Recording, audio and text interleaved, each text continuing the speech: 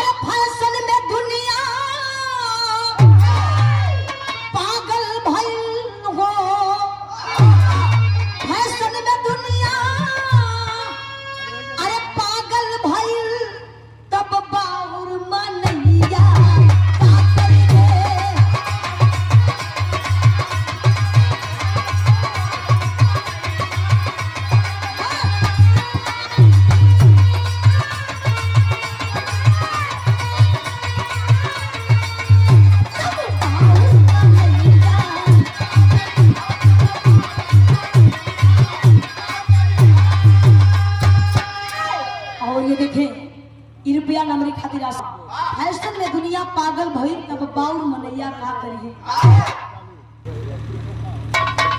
Fashion में दुनिया पागल भइल तब बाउर मनैया का करिए। अगली लाइन पे आप लोग गौर कर कैसे। अरे फैशन में दुनिया पागल भइल तब बाउर मनैया का करिए।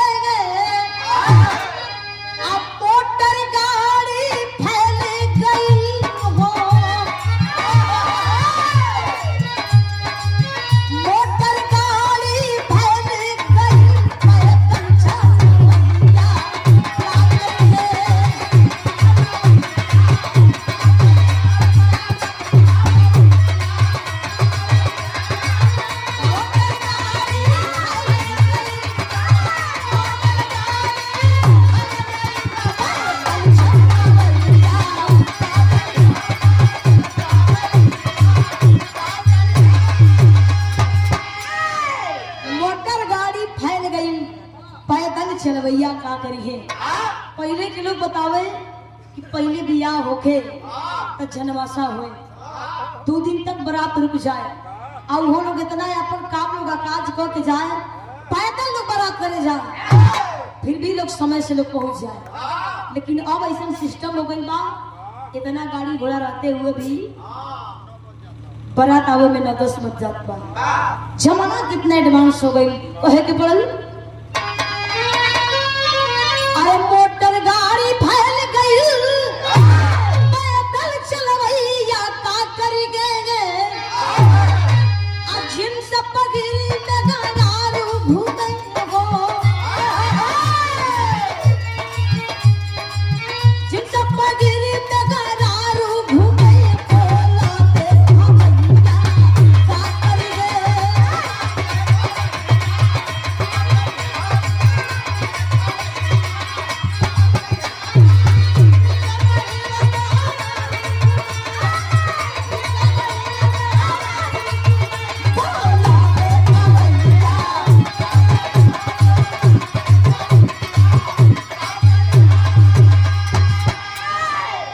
मेहरारू घूमे बोला देखवैया का करी है। जमाना इतना एडवांस हो गई, पहले के लोग पर्दा में लोग रहे, बहुत लाज लिहाज रहे, लेकिन अब ऐसा समय आ गई बा कि जौन शहर की जौन आवत बड़ी देहात में लोगन के मन बढ़ा देले बड़ी। शहर से जौन जीन्स और टी शर्ट पहन के आवत है, देखी देखा शहर की देहातों में लोग एकदम पगला गई बा। जब जीन्स और टी शर्ट पहन के जब गांव घर के मेहरारू निकले लगे हम देखवैया बुढ़ऊ दादा चाचा लोग का करे आँख मूंद ले। जीन्स पहिर मेहरारू घूमे बोला देखवैया का करी है के पड़ल। आप लोग मन से बड़ा संभले बड़ा आप लोगों के ना कब तक के कहो। अरे जीन्स पहिर मेहरारू घूमे बोला देखवैया का करी गे ससुर भसुर सब साथे घूमे हो।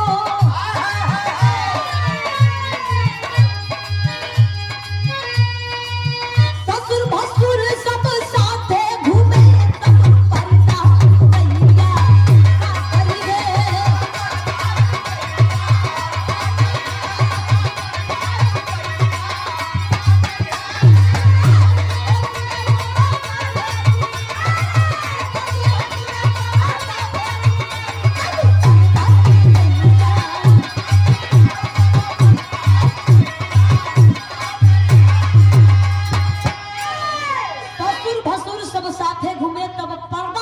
का करी है।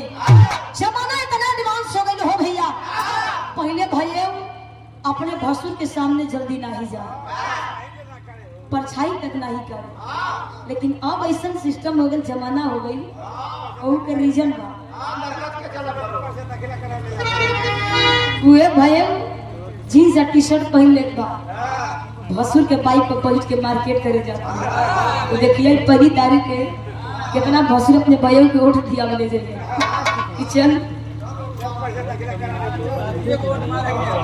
जमाना इतना एडवांस हो गई कहे के पड़ल।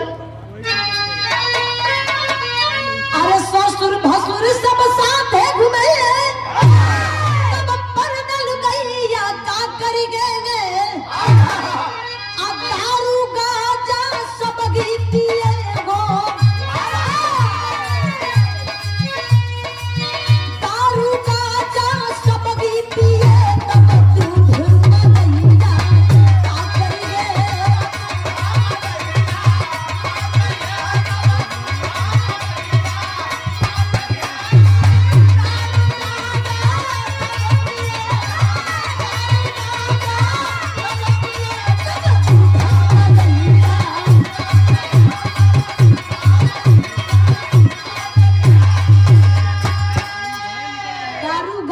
वही पिए।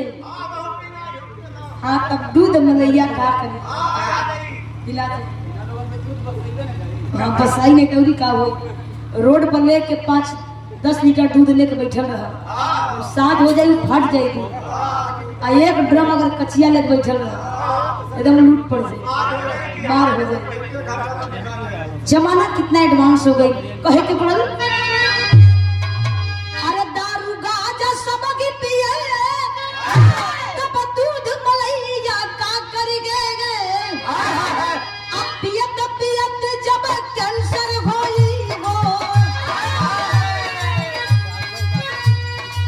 पियत पियत जब कैंसर होई तब सुई का भैया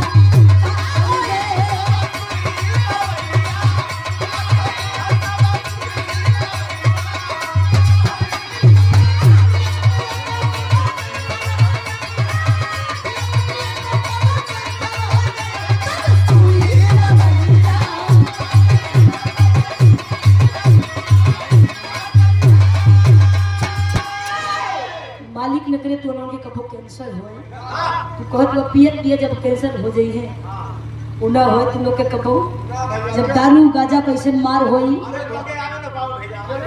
तो तमाम जब बीमारी पकड़े के सुई दवाई काम ना करे